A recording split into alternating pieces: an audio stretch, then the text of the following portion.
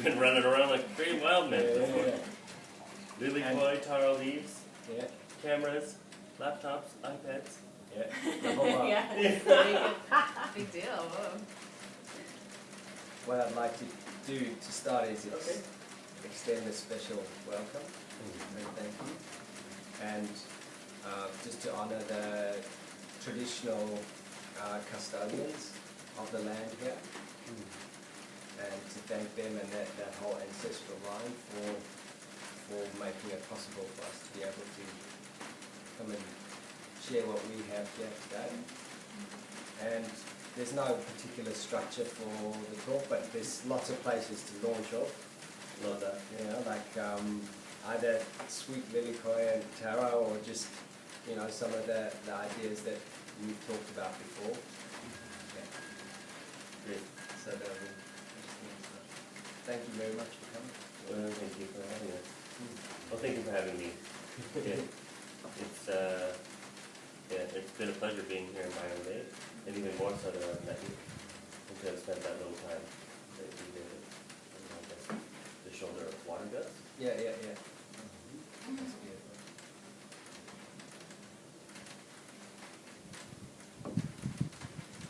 Yeah, I think the best way for me to begin is to do a quick prayer, a quick plea. Just gonna let you know, if you're gonna record, please change the passwords. Okay, that's fine. Yeah, so you just have that.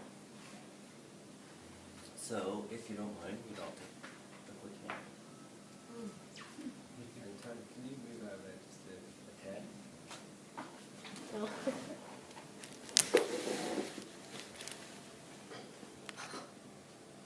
I'm going to begin this, what we call puli, this prayer, with a bit of an puli. It's a chant. And it's a chant that was taught to me by my guru, my teacher. And it's essentially going to demonstrate the genealogy that we carry within our school to that of our teachers. It's important for me because of who I am and where I come from, that I first acknowledge them before we move forward in this discussion. What we call kuka kuka, talk story. Okay.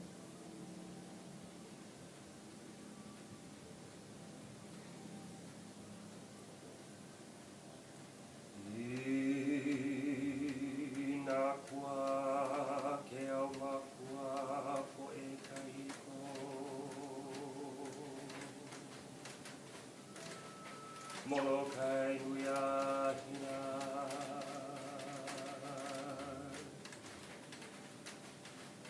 Alohai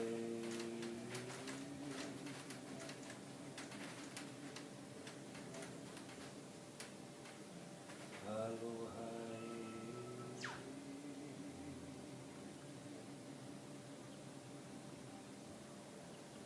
Hawaiian Culture ahu pua Hawaiian moku o ho'oku ke kunu kalai nea ke kane ahu pua halava moku o molokai ke kunu ana kalapi o ke kane ahu pua halava moku o molokai ke kunu kahiko ana ke heri ni kawahini ahu pua hapu kunu moku o molokai Alohai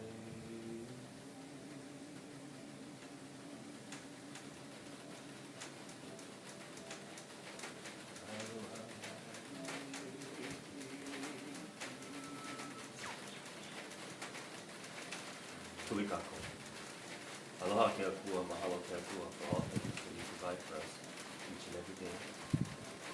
Ke akua, at this time I would ask for that of your presence, for that of your spirit power to be with us here, those that have gathered in this circle of prayer, and in this space, in this tea house. I would also ask for your protective hand to be upon us as well, for we know that those are the mischievous ones below him, and those are the kept alone, those who have crossed the line and then returned, many times can have their ask for your protective hand to be upon each and every one of us here. You may stay away from their presence from their influence. Kia kua. So I ask for that of your spirit power to flow through us. And because many times Kia kua we lack these qualities within our own character, I would ask for that of your patience to be instilled within us, for that of your humbleness, your humility, in order for us to reach a clear understanding of who we are, where we come from, and the purpose and reason for being. Kia kua, at this time I would also ask for that of the words of great power, and the wisdom to utilize these words, for we know that through the waha, the mouth, dependent on the words that flow through, both life and death may be caused. So Kia kua, with this words of great power, grant us the knowledge and the wisdom to utilize them in the most appropriate way. All of these things, Kia kua, I ask on behalf of us gathered here in Starseed Garden in this tea house, so that I may be able to share that of the knowledge of my ancestors and those of the teachers that have come before me, and in many generations, 50 generations that stand behind me, in order to pay them the most humble respect. So all these things, who I ask, and I leave in your lovingly caring hands as always, with the sacred and powerful words to seal this prayer that have been handed down to me, and that is to say, E Amama, E Amama.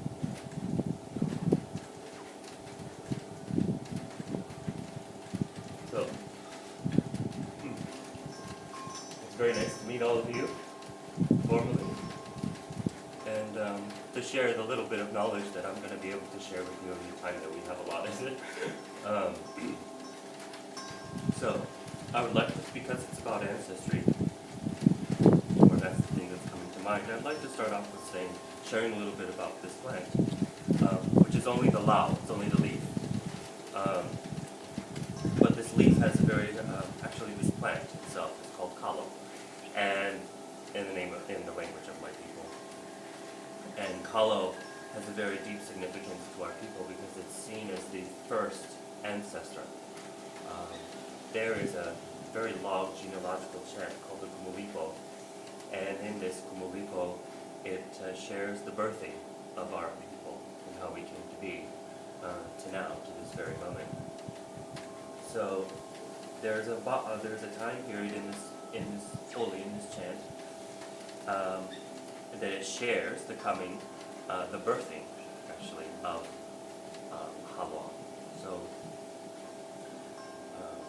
Kalo was birthed by Papa, the Earth Mother, and Waitea, the Sky Father.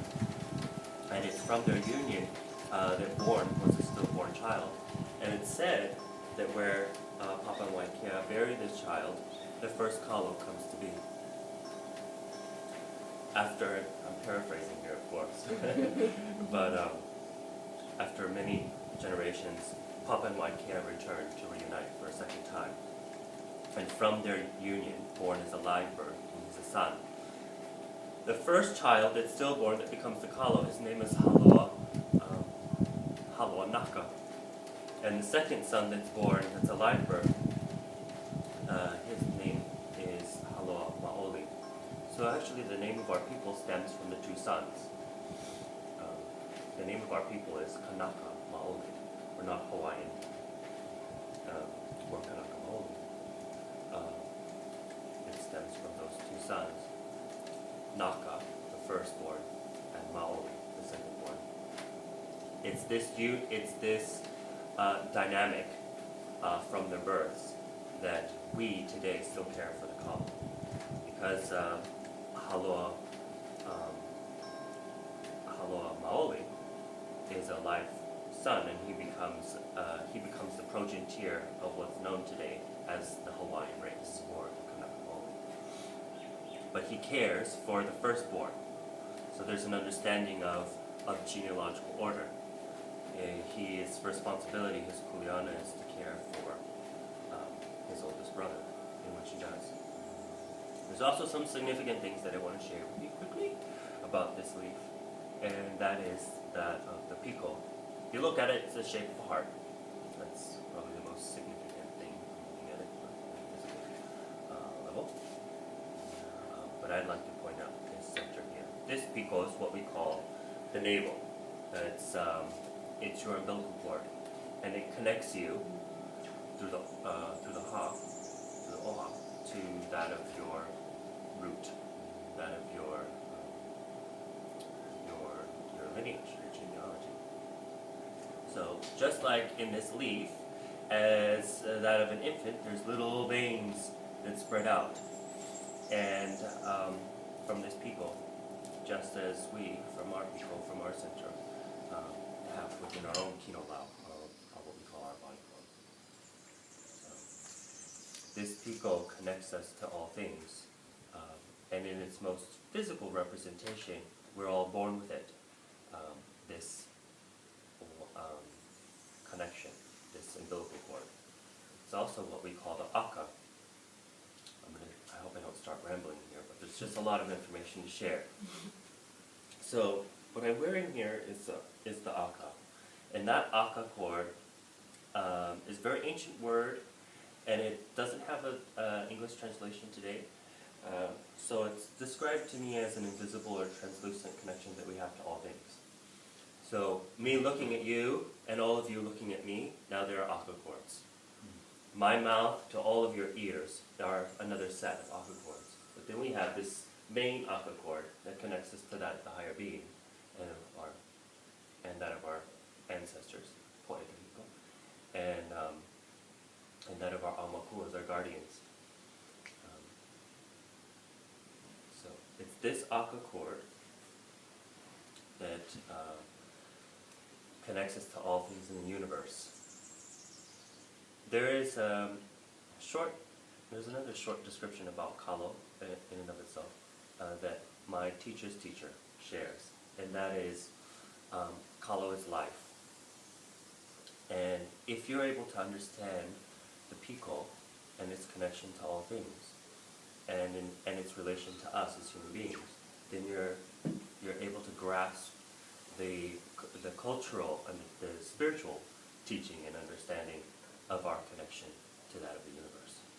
Because in the thinking of our ancestors, we weren't created, we were born. And I'm going to have some of that too. Before I bypass.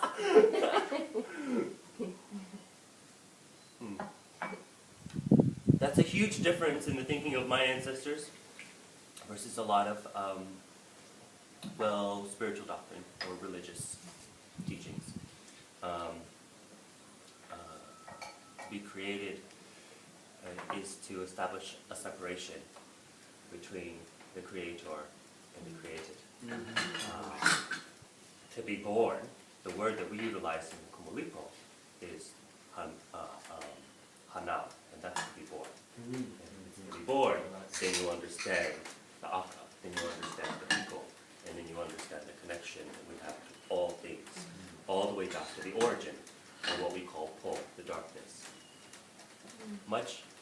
There's other portions of that Kumulipo that I just want to point out really quickly, and that is there is the time of po, the darkness, and then there is the coming of aho, the light. But even in that distinction, it's still a birth.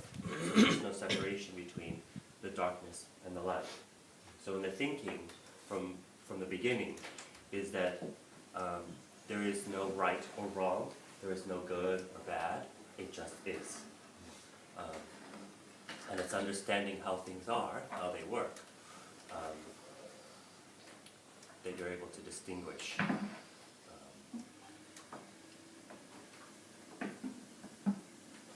History. Yeah. Everything. Everything. So, kalo is a huge, huge part. We make poi out of it. The tuber that grows at its base that you can grow on dry land or you can grow in water patches, which you folks do here. We take it, we boil it, and then we clean it with an opihi shell, and then we pound it into poi. and in the whole process of pounding, from the whole thing, from planting to harvest to the pounding of poi to its consumption, traditionally at a dinner table, come in. Hello? Hello. Aloha. That's kind. It's all very significant, and its significance stems from the understanding that it's an ancestor. It's an actual part of our family genealogy, just like all things out there are. Yeah.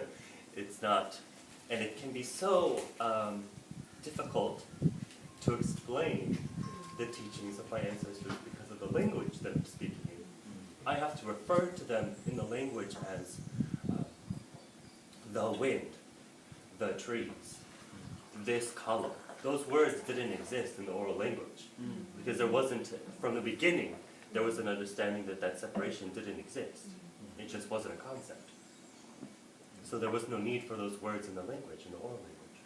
And even today, there's the language of your people there's much less actual letters in the alphabet because it's harking back to closer to an original silent language, right? Correct. Yeah. And even in the tones.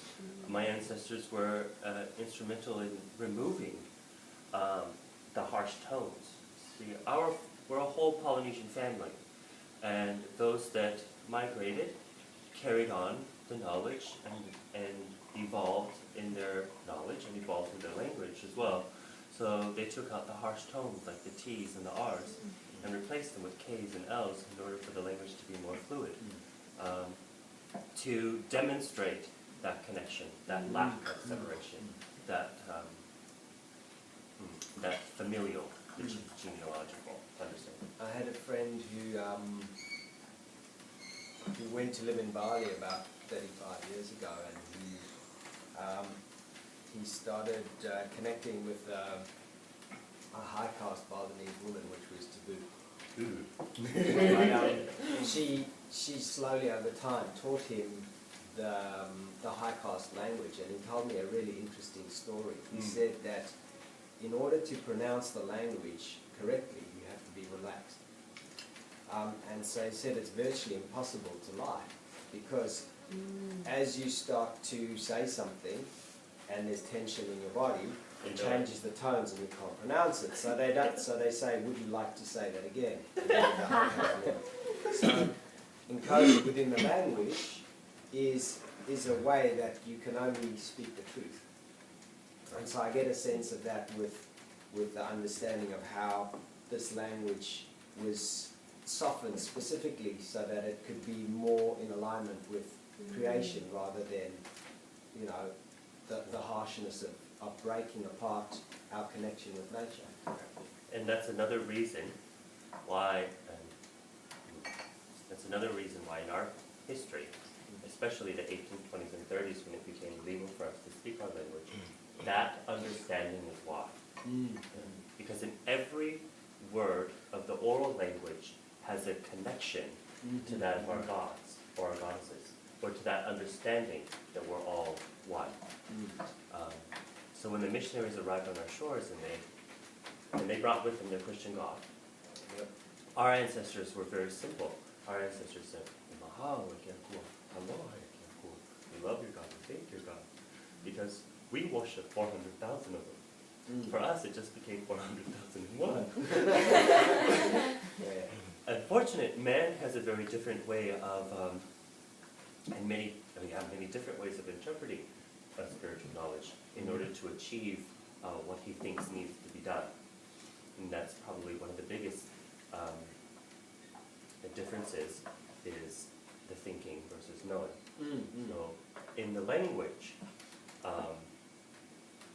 after it was prohibited for us to speak it, then there came a time where there was the creation of the written language.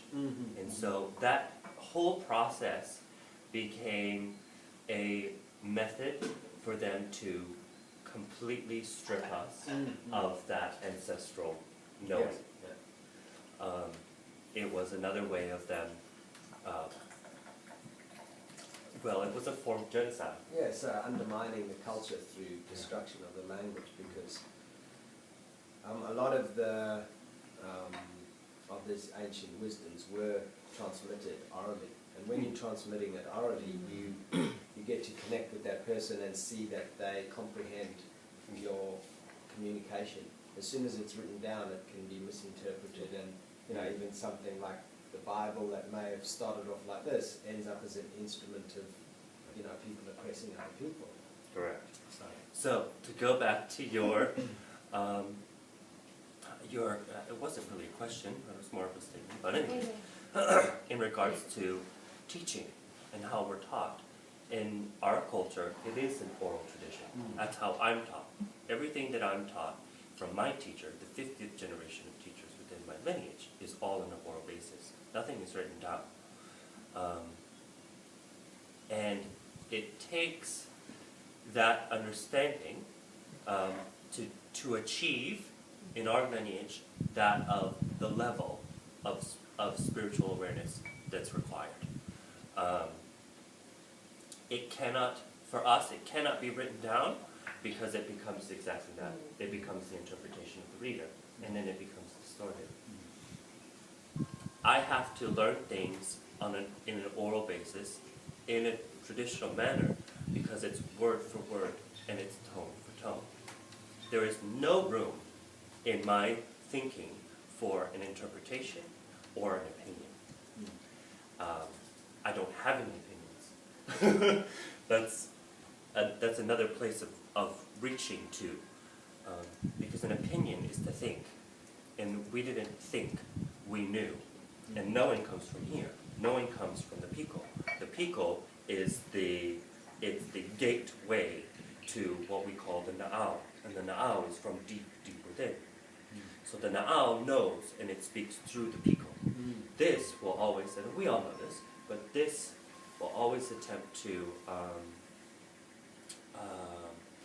convince this otherwise. So this will say, no, don't go there right now. You want to go this way. But this will say, nah, you go there, you go that way all the time. What makes today any different? Okay, so you walk down that way, and then you get hit by something. You die. Whereas if you would have listened to this, and you went that way, well, then you would have lived to see another day. Yeah, and so this is a common theme that we've explored here in this tea house. This I'm sure it has. Hypnosis and moving to different cognitive centers, like of course the heart as well has incredible intelligence. Incredible intelligence, but, and that's the same, and there's never a but. Except my but, I'm saying that. The heart can be swayed as well.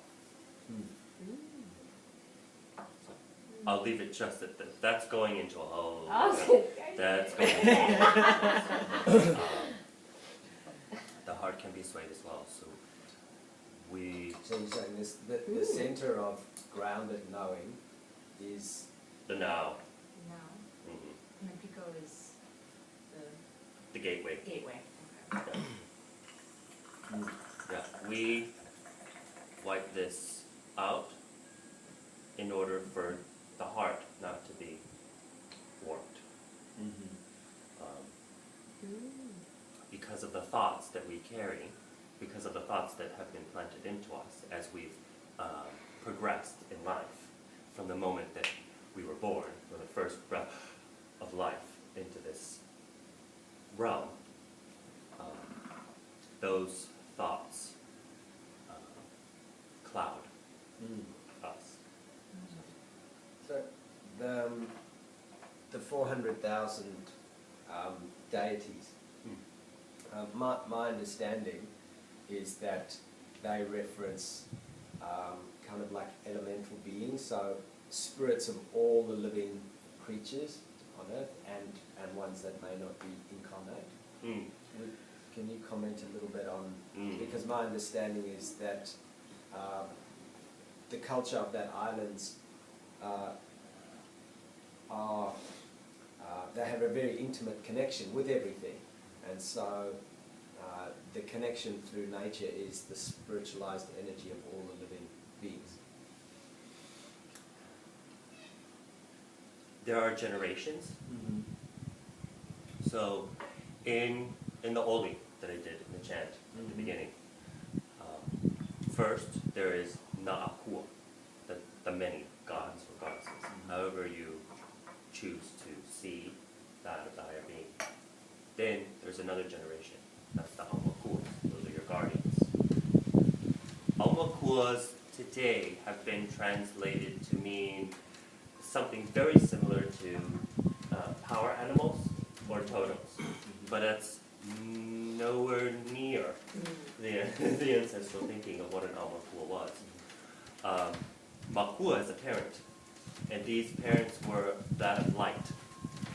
And they were somebody, they were a particular family member that resided in the physical realm and then died and passed into the spiritual realm. And then they became an Aumakua. They became an Aumakua because of the word that I mentioned earlier, which was the kino lao, the body forms. So they were able, in their spirit form, to enter back into the physical realm to give guidance to their ohana, their family, by entering into the kino lao, or body form, of a particular animal, or plant, or stone, or whatever it may be. It could be a wind, for that matter. In the old chants, the winds were always acknowledged of any area that you went into, because that was the heart. That's ancient thought of our ancestors. You mentioned the names of the place. So those guardians, those Aumakuas, was a particular ancestor.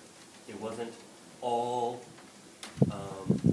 Some people say, okay, well, my Aumakua is a shark. Today, you hear a lot of people say, okay, my Aumakua is a shark, my Aumakua is a whale, it's an owl, my Aumakua is a mole, it's a lizard. But it establishes, for those that really understand the culture, where they're at. Neither here nor there. But it's not all sharks. Yeah. I'm not going to go jump into the ocean because my Aumakua is a shark and say, these sharks aren't going to bother me because my guardian is a shark. No, it's a particular ancestor. It's a particular, it was Tutu, Wahine, Lani. It was her. She passed away, she entered into the spiritual form. On the spiritual level, she entered back to the physical realm, spiritually into this particular shark, and that's that particular shark. And it's of this particular area, and it creates, through the ohana system, through the family system, an understanding of how all things work. Then you had that of Poe Kahiko.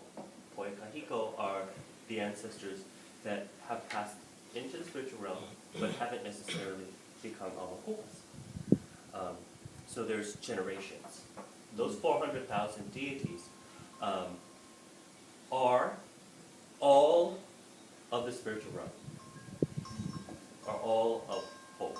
And those 400,000 deities have reached what we call a place of pa'a.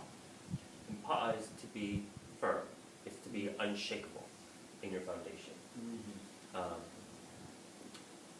And it's a level of, like, so there are realms, and then in every realm there are many levels. So depending on the realm that you enter into, and your understanding of the level at which you enter into that particular realm, determines the kind of spiritual entities that you will be interacting with. But pa'a is of the highest.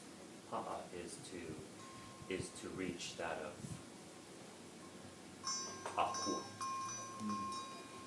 Was that.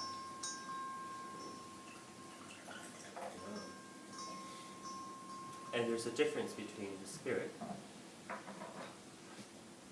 We call things, that today, there's a separation between the spirit and the soul.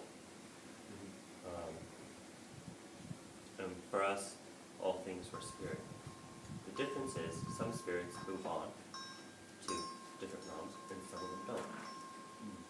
In the thinking of our ancestors, the spirits of the plants and the trees and the stones and the animals, they remain here.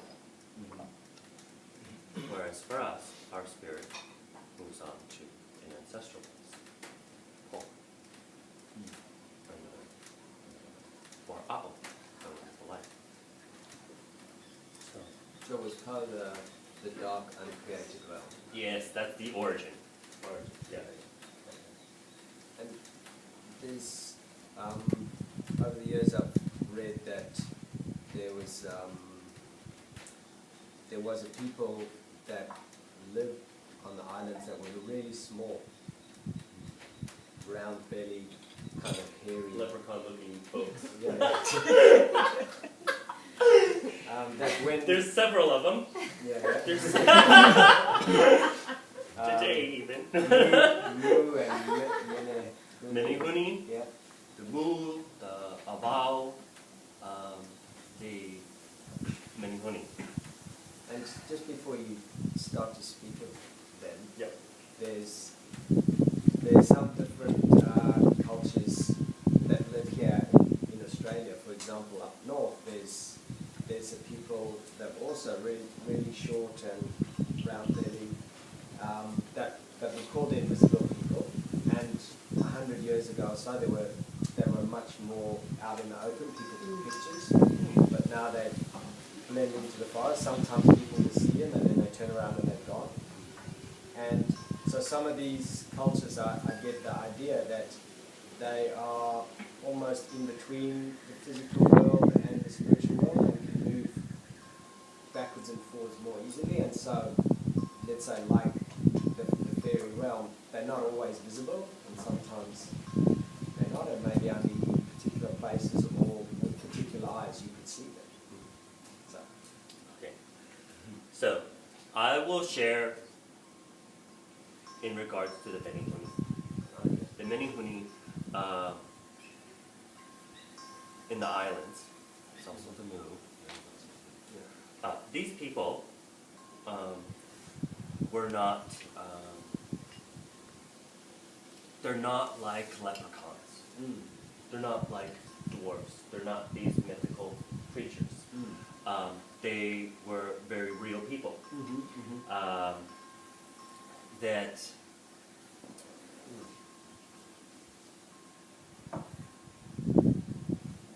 well, I guess we have to go back into that history. So, our ancestors arrived in Hawaii, in what's known today as Hawaii, anywhere between 0 and 480. And they were the first people to discover those islands. They were able to achieve a very enlightened place of living. And about 800 years later, in what's recorded in books as 1250 AD, came the second migration. And these were of Tahitian descent.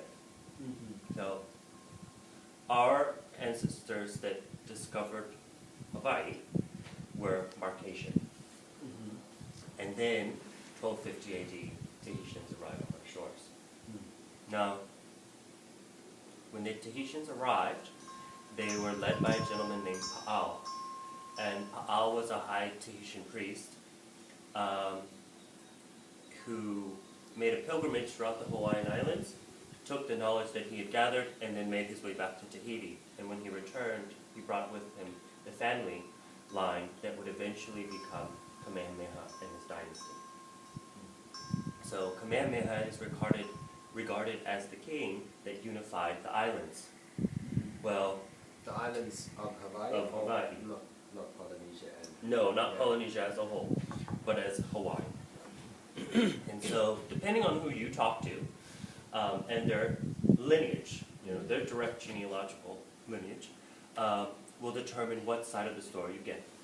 So, my teacher's grandfather woke up every morning and pounded his fist on the table and said, "Dan Kamehameha." Because for him, for us, for those of the Marquesian descent, he conquered. And when he arrived, there are stories, there are mo'olelos that the ocean was drenched in blood. But what's hidden, another layer of that mo'olelo, of that chant, is that he brought with him so many. When the Tahitians arrived, there were so many in their war canoes, all draped in their red malos, that the illusion from land was that it was blood red. But it was so many warriors coming to invade the islands. And they did come to conquer. So those that were able to heed the warning fled into the mountains. The mountains to our people are sacred because that's where we bury our dead.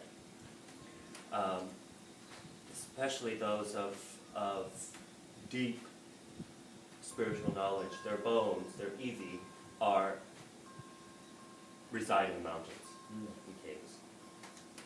I'm not going to go any further than that. There. But those families that escaped the slaughter, that escaped the conquering and made their way into the mountains, those are the people that became known, that are known today as the Menhuni, that are known today as the Mu.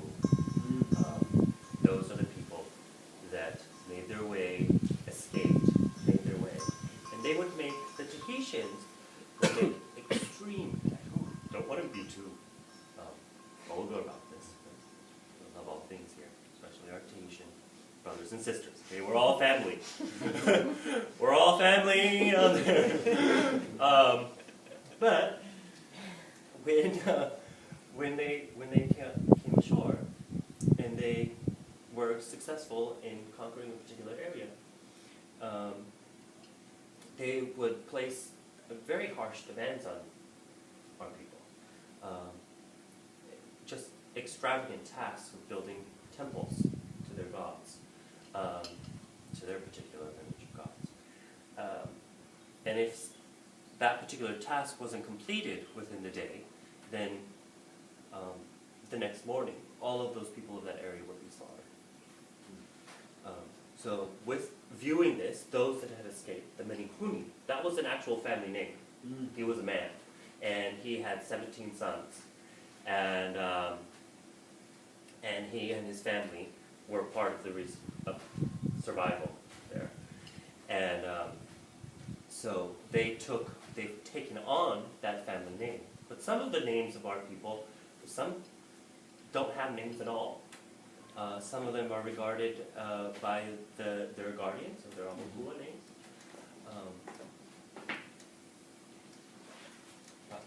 The Menhuni is an actual family, an actual person. And it's those people that escaped into the mountains that were, in complete state of survival. And after seeing what was happening in the lowlands, and knowing that their families would be slaughtered if there wasn't any help, they would come down in the secrecy of night, and they would complete the task, and then it disappeared. So that's how the stories began, because the Tahitians then would say, and actually, Menhuni is a derivative of mana huni, and mana is spiritual power. Huni is tiny or feeble. So what they were calling, because we were not warriors, because we were spiritual people, and that was how we chose to live our lives in those islands for that period of time, when the Tahitians arrived and we weren't these massive warriors, that it was a derogatory name that they were calling us. And then Menhuni is the name of a man that escaped, and then it warped, it shifted from Manahuni into Menhuni, because then it became, that spiritual power was then being acknowledged by the invading force, because tasks that would have not been successful normally were done.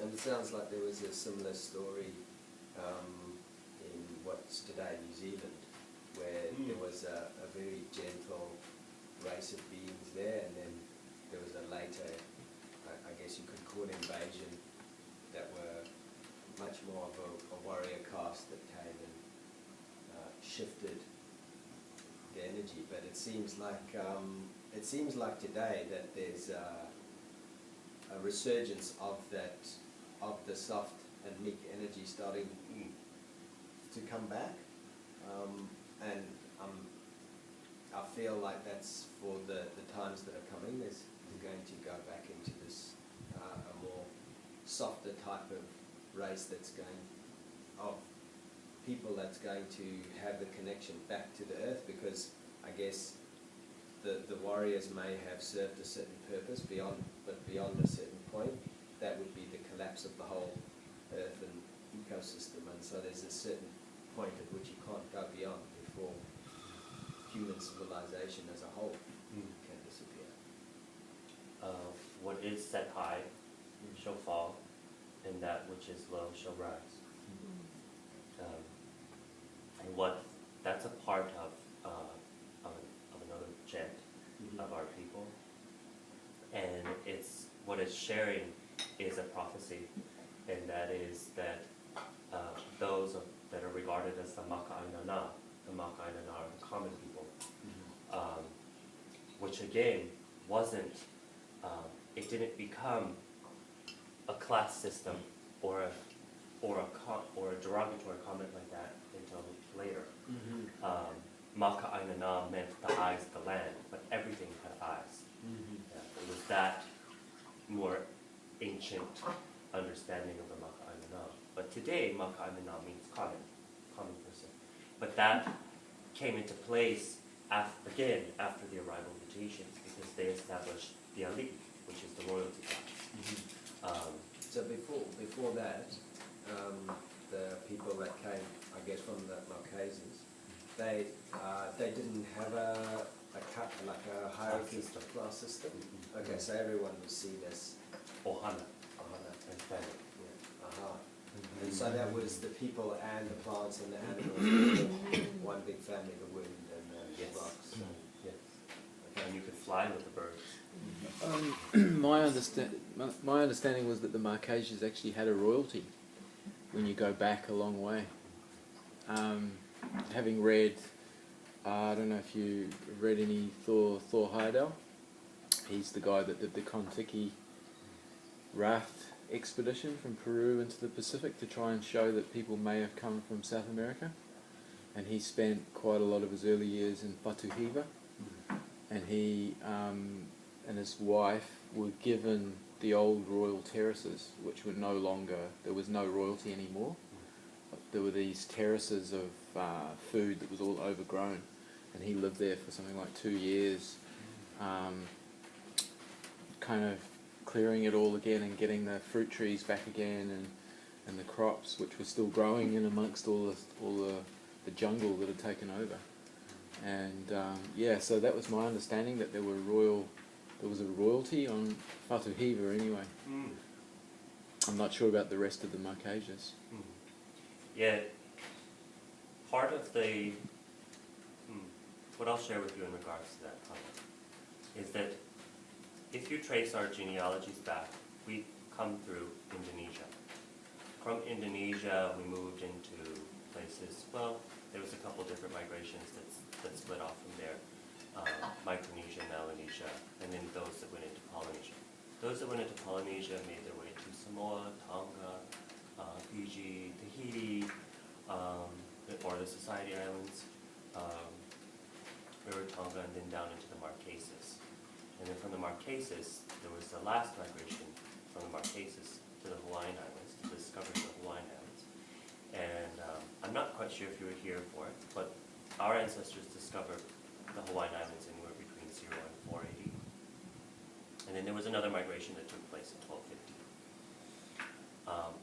The reason for me sharing that with you is to give you a clearer understanding that those that initiated the migration were the ones that carried the knowledge.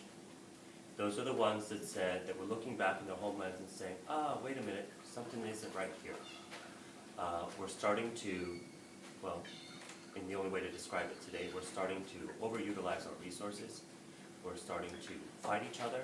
Wars are taking place, and some of our more ancient ancestors were eating each other. So it's those that initiated the migration that were, for a lack of a better way of describing it, they were the enlightened ones. They were the ones that said, okay, it's time to move. It's time to go now. So there was a bird called the kolea, and the kolea leaves land on its migrational pattern and won't stop until it finds another landmass. So up into 0 and 4 AD, when the Marcations were in their home islands, and they said, time to go again. They said, we're following that bird, the kolea, because it's brought us all the way through here, and it'll continue to take us where we need to be. And so it's those people that didn't have the royalty class. It's those people that understood the ohana system. Ohana is a very, very powerful word in the thinking of our ancestry. Because there's a difference, a big difference of family versus royalty. Yeah, it's similar to the difference of created and born. You know, one starts to create a separation, and one creates a unity. One is separation, the other one is unity. Yeah. And so it's funny because the mind is the one that generates the separation, Yes. and the other, the center, initiates the, the understanding that there can't be separation. Now that has been going on for the beginning. That's been happening from the beginning. Our ancestors aren't the only ones that have done it. I mean, I think we talked about this earlier, but we can all trace our genealogies back to the indigenous inhabitants of a particular area of the world. And it's those indigenous people that had a very clear understanding of what that energy was doing. They understood the connection to all things, and it being familiar.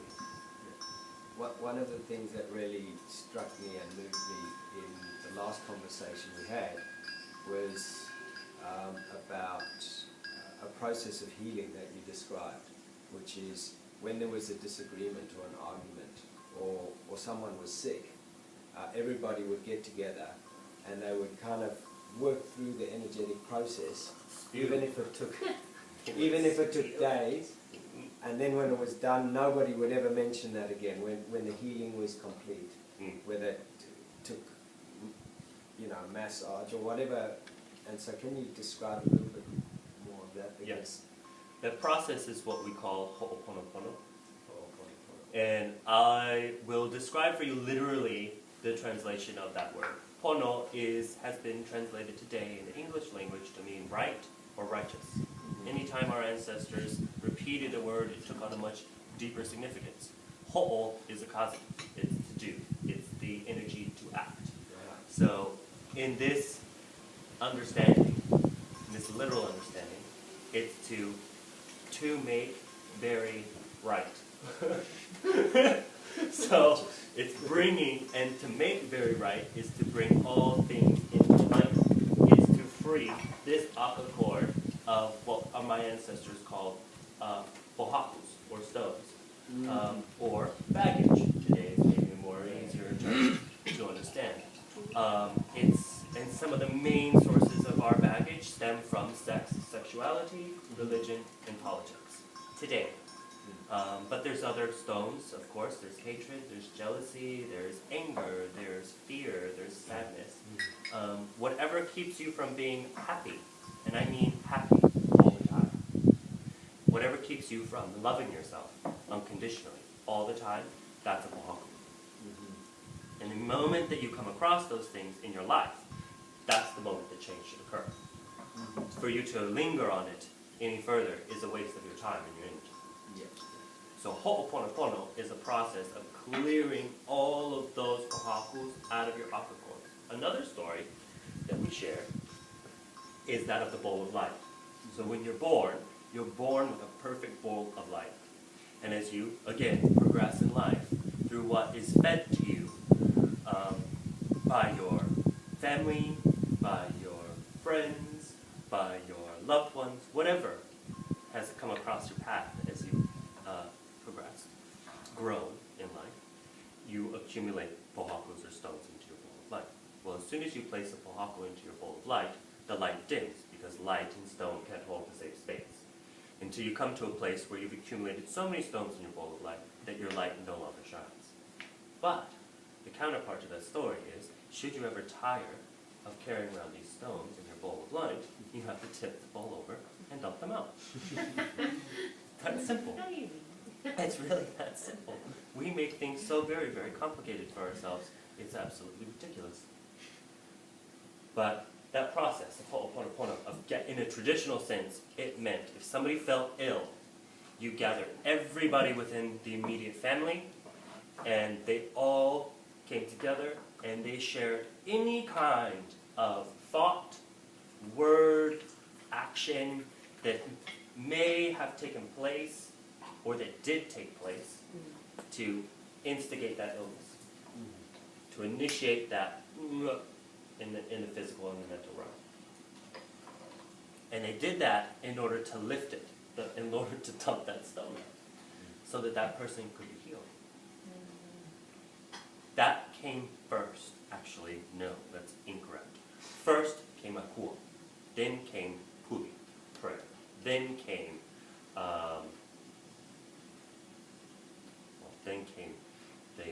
the actual physical medicine, whatever that physical medicine might have been, whether it was the lomi or it was the particular plants, or So a movement from the spiritualized energy into more and more physical densities.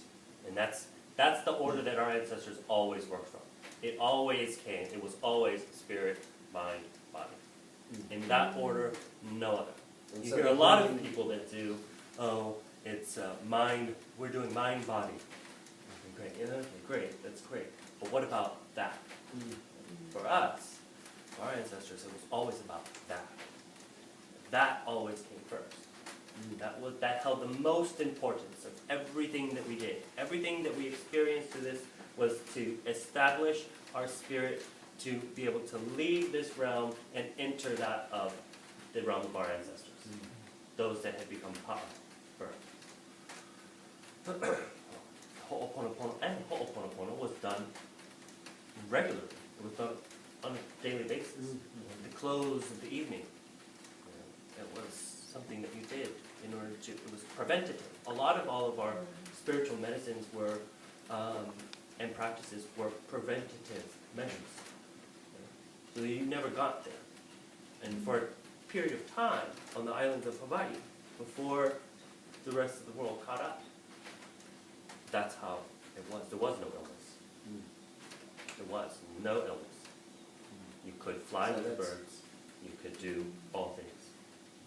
So that's recognizing that the illness is coming from an imbalance with spirit, and then ignoring that, and then it moves through the processes, becoming more and more physical until it manifests as physical. And so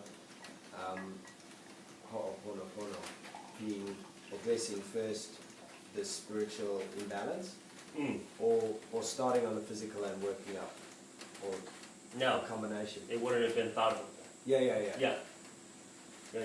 So It starting wouldn't on the have- It spiritualized, just would have been coming back that's down, what and it then is. so things like massage or lung would be last. That would be the last, getting rid of Yes. the physical manifestation of the spiritual imbalance that was addressed. And so once that's addressed, then it's just helping move that.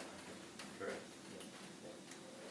And Ho'oponopono also too wasn't about a lot of people today that utilize Ho'oponopono or have maybe an inkling of what Ho'oponopono is, attribute it to a process of placing blame or judgment but none of that was part.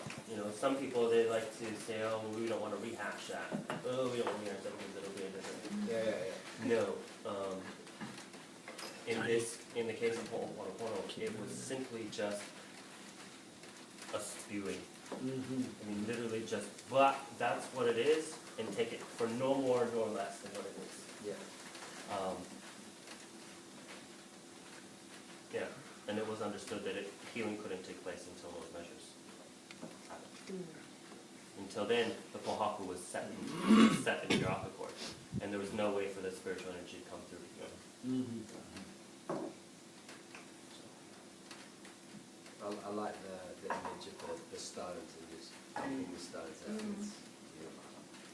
But the stones can only be emptied after the spewing of whatever it is. Whatever it was. So everyone would just come and say, They were totally, yeah. I called you a fucking bastard. Really sorry, but that's what I fucking thought you were. You know, maybe not so much the cussing, but this is boom. This is what it is. this is how I've been thinking This of is you. how this is what I'm harboring about Yeah, you. yeah. So things like worry is baggage. But when you worry about someone, you're hampering their spirit. Yeah. You're not hampering yours. Yeah. But you cannot worry about it. So it's the same thing. It's like saying angry with somebody. Well, that dampens. It weakens. Yeah, so everyone would just come and just release whatever they've been holding about them, good or bad, without any holding back. Yeah. No. I don't Because know. it was coming from a place. That's really- Right. Because it was coming from a place, and it was understood that it was coming from a place of And unconditional then love. it's said, and then it's just, okay, now it's said. Yeah. And it's just like the liberation of truth. The liberation of truth. Yeah. And getting back to the line of truth. Yeah. Because there is only one line of truth. Yeah. So the higher is that we get back online, not what we have to do to get there. Yes. Yeah. It's interesting. In South America, in the Amazon, there was a tradition, I think it was the Yanomami, they had a tradition of public insult. So they lived in a house together, the whole tribe lived in this donut-shaped house. It was just like a big hole in the middle and round-shaped, called a shipono, and they sleep in couples all the way around in their hammocks like this.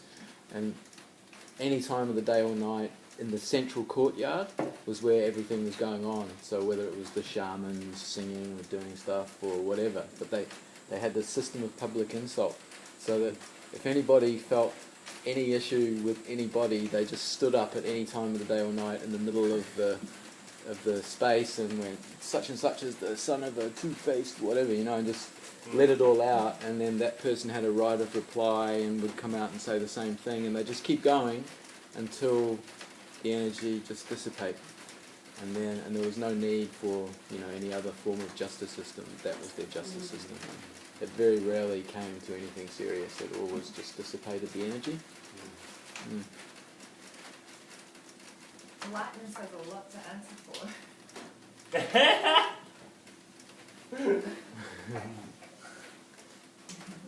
So yeah, that's a little bit more about Ho'oponopono. And that was done on a daily basis, you said, like in the evening, like closing. So just before bed, by the way, Well, here's another process. We never go to bed without saying I love you. yeah. Doesn't matter what.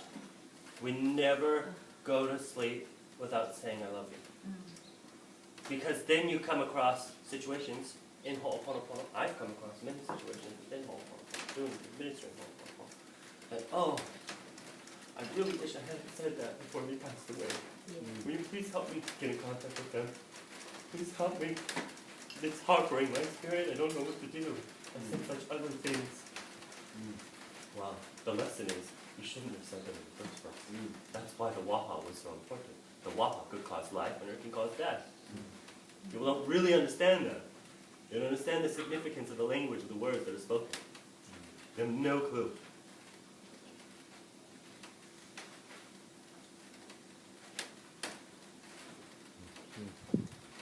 So Ho'oponopono was preventing that. Oh man, you're really a bastard. I love you. You know, I don't wish anything ill of you, but I love you very, very much. It's interesting that you said the worry as a mum. Mm-hmm. Worrying for others. I try not to Yeah. because I am aware of that. Yeah. Because I had that. My mother was very much of a worrier, and I did feel that hampering. So that's really interesting that you've actually said that. Mm. To just facilitate their life, I suppose, that they live and they don't worry. There's a difference. Yeah. There's differences. Mm. And that's a realm in and of itself. Well, there's in that realm. There's many different levels. Everything could become a realm. So try concern Yeah. rather than worry. Yeah, yeah. Because worry could be controlled. Well, worry, I think, is more fear-based Yeah. That person. And your own fears. in terms of, and projection of that fear in a sense too. Like a parent who will prevent, a child feeling free to experience things because of being scared that something might happen. Yeah. Whereas actually, if you allow the space for children to experience, but be there with them, experiencing it, not just let them go and ignore them, then they can find their own boundaries all the time. What they feel safe with and what they don't feel safe with. They will naturally say, "Oh, I'm scared. Yeah. I don't want to go any further into that river." Yeah. Mm.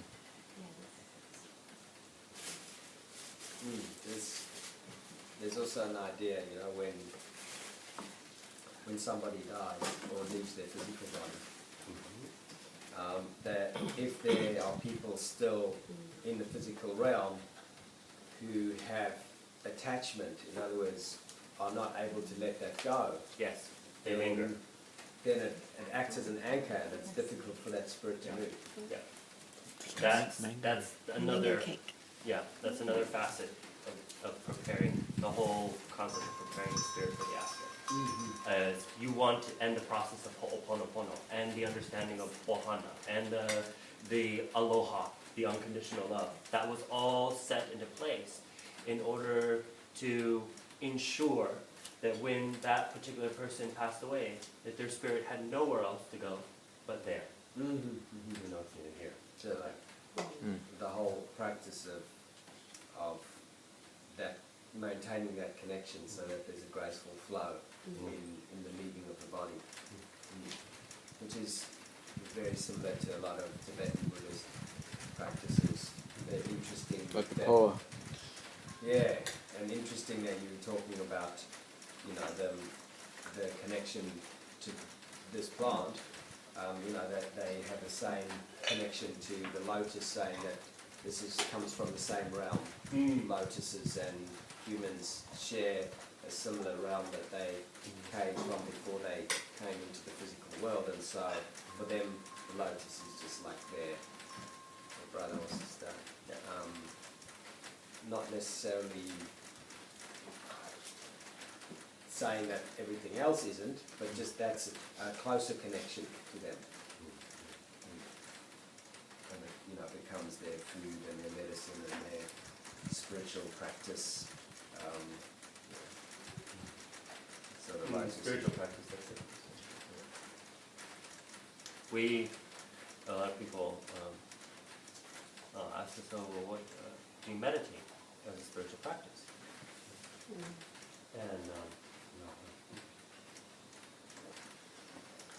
And it's really funny, but in a taro patch, when you're working in a taro patch, you're constantly in a state of meditative practice. Because you don't need any energy, really very minimal energy to pull a weed. Okay, blowing a weed out, blowing a weed out. This is very simple to do. This is that. The simpler you get, the closer and the quicker you can achieve spiritual awareness. Very, very quickly. Even more so, keeping this guy shut. Keep that waha shut long enough to come to understand how all things communicate.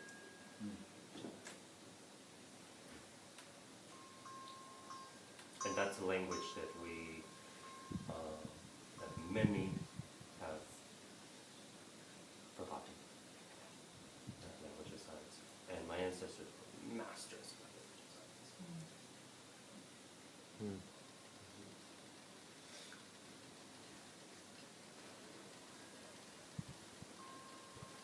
We ask permission of everything. Constantly ask permission of everything. May I pluck you? May I move you? Constant. It's an understanding of that relationship. That bandwidth. That bandwidth. And is gratitude also interlaced with any formal Deeply. practice as well? It's that gratitude that inspires you to ask. Can I have another one of That those? taking. That's Jan's one.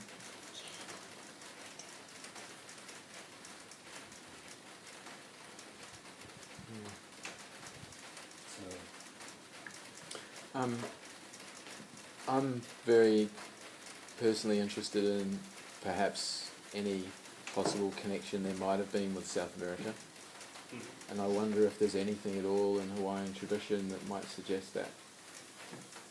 not at any of our moral limits, no. Not at any of those points. But there's, I mean, today there's big populations of Hawaiians living in South America, living in Alaska. Yeah. And why I'm interested is coming from New Zealand and having lived in other parts of the Pacific and seeing that it seems to me that there are two threads of people coming together. And you see it linguistically in the South and the East. There's quite different intonations and use of consonants than there are in the more North and West. So I'm not saying that it was one or the other. Like I think archaeology and anthropology tends to see things that way, black or white. Either they came from there or they came from there, and I feel that actually there was more of a melting pot going on. And when you look at Rapa Nui and even west of Rapa Nui and Rapa Iti and out towards the Cook Islands and then down to New Zealand, there's a definite kind of thread culturally that's different from the north and the west. And I don't really have much experience with Hawaii, so I was just wondering. And Marquesia's definitely because there's stone statues there and there's things there that might suggest some influence from the east.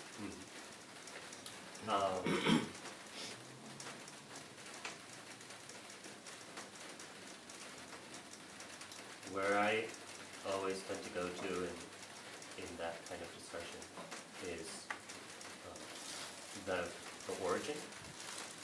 So if you always get back to the darkness, and you have an understanding of that beginning, then of course there is a connection. Of course there is a relationship, a familiar relationship.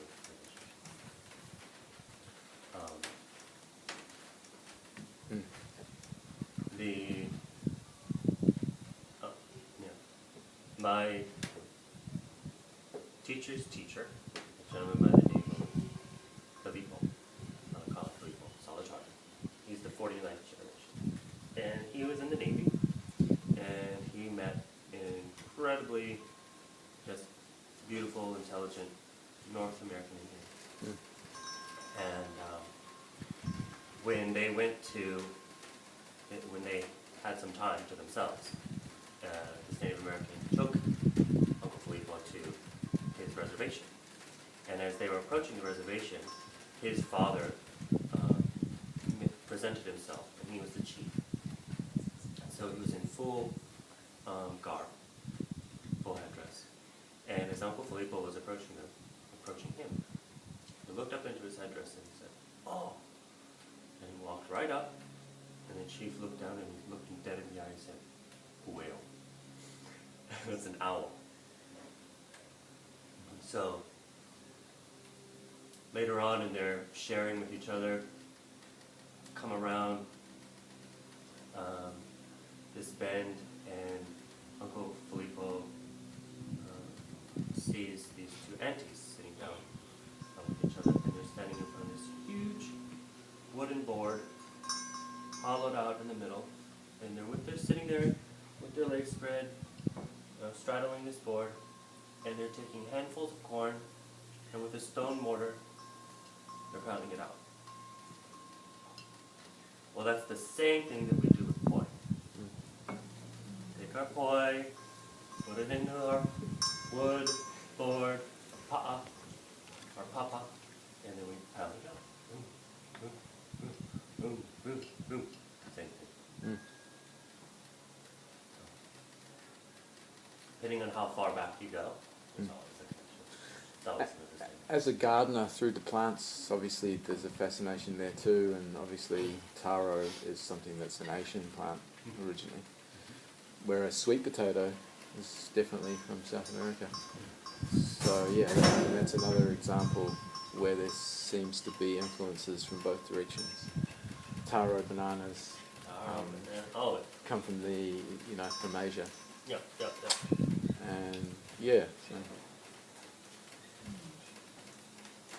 It seems to me that since the Polynesian people were such great seafarers, travelled such huge distances, South America isn't so far away, the coastlines of north and south, and you would have to assume the brave young fellows who wanted to get in boats and go off to explore would have explored those places. No. Well, there's, young Polynesian men finding beautiful South American women. Of course. Exactly. Cruising up to Alaska, honing the Eskimo women, of course. Yeah. Had the same tradition. Forehead to forehead, Yeah, nostril to nostril. Yeah. Inhaling, that understanding, that sense of yeah. protocol, that sense of asking permission. Those are the tying lines. Yeah. That's the link that we all have. And culturally, there's a lot of similarities with the Haida too, the Northwest Coast peoples of North America. Like in terms of lodges, canoe building, pretty similar styles, and a lot of the artwork. But there's also, like, I hear what you talk about is that, in a sense, to use the mind to track back a particular origin or Yes. who came first or where it's from may take away from the idea that That's- not only are we all family, That's it. but that energetically when the spiritual realm is penetrating the physical realm, it can come in all different ways. And so because of the life and death of an individual as a body is not really indicative of the general flow of energy. You know, people are incarnating over here and over there, and then maybe as an animal and then back as a human form, and then so energy is just unfolding in all these things. And so But sometimes it's the mind that wants to happen. nothing to know where did we come from, as if there's a significance. And also too, the mind is that it will take it to a place where it will fight for the separation. Yeah. It will fight for it. Because Say, that's oh the wait, nature oh of no, the mind. we were here first. Pride. Oh no, Mm. oh no, this is how it does. This is that. No. Mm. I think actually. I think. So. Yeah. Yeah. So, on that level of understanding, you know, there's, I came across, and I've mentioned this a fair few times in this tea house, the cosmology of Rudolf Steiner talking about energy, saying that human beings were the first beings to come to the planet, but the last beings to take physical form. And out of human being unfolded the mineral kingdom, the plant kingdoms, the animal kingdoms, and then when the body of human being had unfolded, then that human took physical form to walk around in its greater body, and that's why it's one big family, because it's all actually one big body.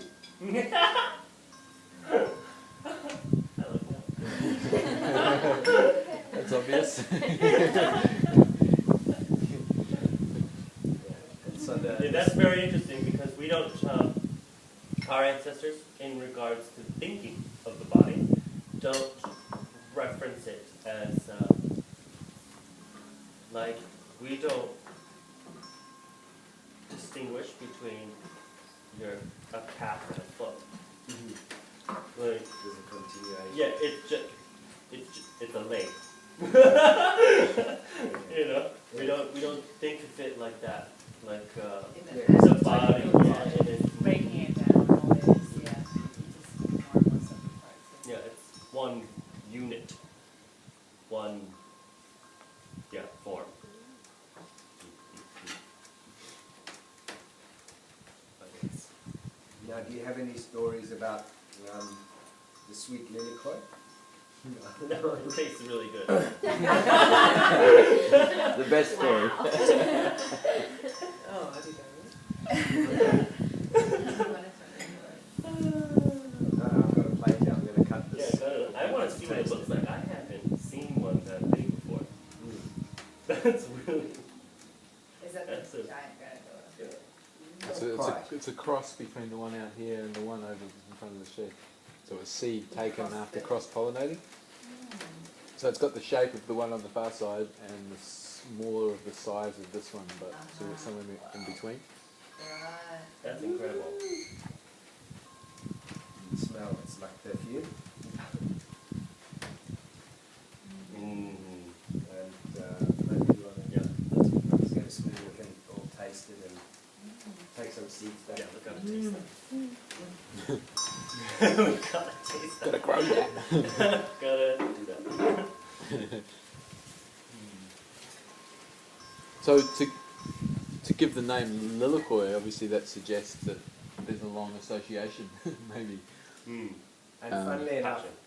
along with what you were saying, Oh, does that mean passion, does the it? passion fruits, the Ah. passion flowers, by their lineage, are centralized in South America. Most of them come from Central Exactly, and South yeah. America. I know one thing Thor Heidel said was that in the Marquesas they had pineapples growing in the highland that were wild, that were really similar to wild South American pineapples. Yeah, those early migrators, they brought everything that they needed Yeah, with yeah, them in their canoes. Yeah. Including the taro, And then the the coconut, the banana, the sweet potatoes. They brought everything with them. But even the coconuts, they travel on their own, hey? No! No! You leave a coconut submerged in ocean water for longer than 48 hours in a rock. Really? Yeah. So they brought the coconut with them. And there wasn't a bird large enough at that time. No, not Very I thought they did actually No. fall into the water and... No. No. They rot. Oh. Science. yeah. So basically they just spread by going along the shore where they've dropped into the water perhaps and then washing up in the next tide. Right, like that. And people putting them in, my ancestors putting them in their canoes and saying, When I travelled as a young man, the first thing I did, of course, when you arrive in a town, you invariably arrive in the marketplace. And what do you see? You go to the stalls and you're looking at what's new and what's different and what's exciting. Of course, the fruits and that the local people are eating immediately have your attention. And so therefore, anyone who visits a place, I'm sure you'd all relate to that. The first thing you do is look at these new fruits and vegetables and how they're prepared. It's a fascinating thing. And if you're a gardener, you want to take them home. Yeah, exactly. And grow them. Especially if they taste like passion fruit. Yeah. Do you know any of the farming techniques in detail from Hawaii? I've been studying some of those techniques. We met an organic gardener, third generation from Hawaii, and he's invited us to come out at some point in the future. And so I've just been looking into some of the forms of farming and gardening from Hawaii, including this one really interesting aquaculture method. I don't remember the name of it now. Mm. Are you aware? No. No. But there's the, you were talking about permaculture Yeah. earlier. The gentleman that, what's his name? Bill Mollison Oh yeah. came to the island of Molokai, to the Valley of Palau, and that's where his program came from. Oh yeah. Yeah, I know that there's a Yeah. long, strong linkage,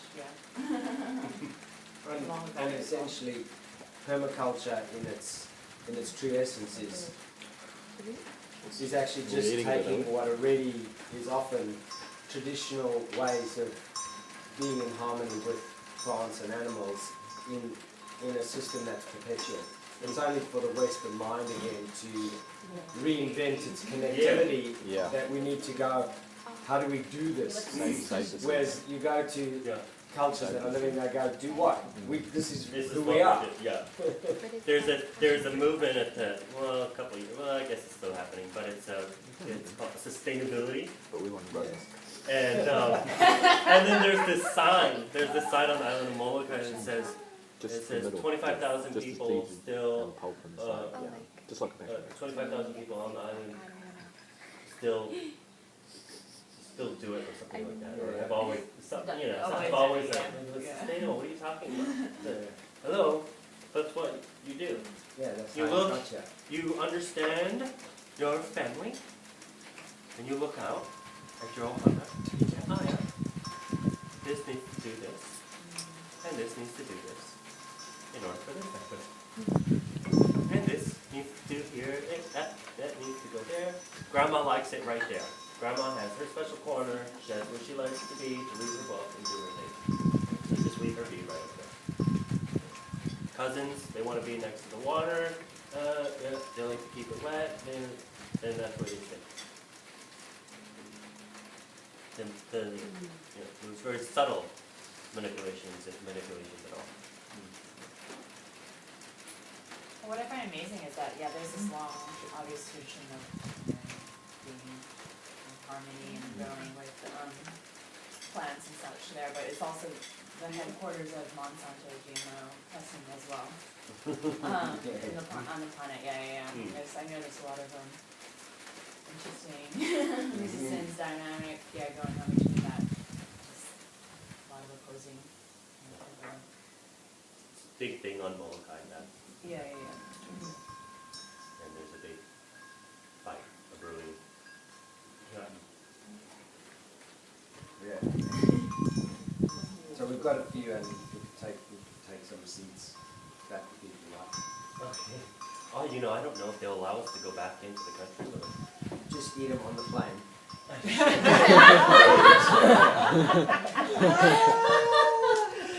Works like a charm.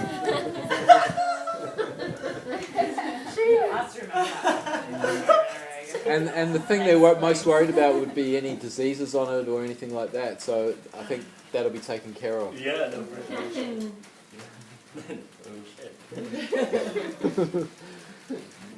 So, like for example, the lotus seed I gave you is it's a white lotus with the pink tips, and it grows up in the Northern Territory here. And that's which were these? These ones here. And there's an idea, a story that these came from China. Over 1,000 years ago, that the Chinese probably would have traded with the people of this land up in the north and brought those plants. And now, they collect them and they eat the seeds and they eat the roots, and even the green leaves can be chopped up and used as vegetables. But an interesting thing that Bill Mollison was talking about is, and it's not new, is that when you share a food from one culture to another, it's like the most incredible gift. Because not only does that food change, but the whole lineage, it's like introducing a family. Yeah. And then there's all the beauty that comes along with the physical nutrition, the spiritual nutrition of that plant. And so just sharing these plants around the world, now is often restricted, and I can understand that restriction because people sometimes do it quite unconsciously. But done in a particular way. Like if you think of all the plants that are in Hawaii now, most of them were bought by these people in their canoes, you know, and that turns into a whole different world. And you know, sometimes it's easy for the modern mind to get caught up in the idea of trying to keep it in pure or indigenous, not realizing that often what's already there has been cultivated for thousands of generations by people sharing things, and that's been going on since the beginning. And in many cases was originally brought, like the taro would have been originally brought on the migration. So there's a lot of similarities between taro and lotus. And the leaves have a similar texture, and you know they're so similar the way the water droplets just kind of is repelled off them, and they sparkle. We know both have root vegetables and leaf vegetables, and both water plants. The other thing with the lotus is, before I go into this one, the lotus also has was associated with longevity and immortality, because the seed can survive for over 2,000 years and then it can resprout again. And it has human growth hormone in the seed. And I've heard that's the only source in nature with human growth hormone other than human. Is what? Is the lily? Is the lotus seed. The lotus. Inside Okay. the lotus seed there's a little green shoot, and it stays like that in like suspended animation for thousands of years. Is that the only plant matter that becomes? Or any, I've like heard that. anything animal, and obviously Yeah, then. no, but in a certain bee product, there is human growth hormone. I Right. think it might be royal jelly. I'm not sure. Yeah, but one of the bee products, definitely has. And this one here, it may already exist there. You need to be careful with it. First of all, when you first water it, you want to not water it again because it can rot. But it's called mukuna, and this one, often they have hairs, but this one is hairless, and it'll only grow for one season and then die. But what it does is, if the soil has been damaged, this will regenerate the soil in one season, so you get lots of fertility. And the beans themselves, they roast and make like a type of coffee. But traditionally it's been used Ayurvedic medicine. in Ayurvedic medicine to heal things like snake bite, because it regenerates the nervous system. So when you just take some of the seed on its own, sometimes people feel, because there's lots of dopamine in here, will feel like a rush of energy, especially if they're low in dopamine or serotonin. But the plants seem to work the same on the human nervous system as they do in the soil. And so, because this has a lot of alkaloids that heal the human nervous system, it heals the soil nervous system too. Yeah. And so it's very good for if let's say there's lots of soil degradation and you're clearing, you're going to start a new garden. So in a lot of cultures they'll plant a banana and a certain tree which will anchor the energy, but this will actually give you very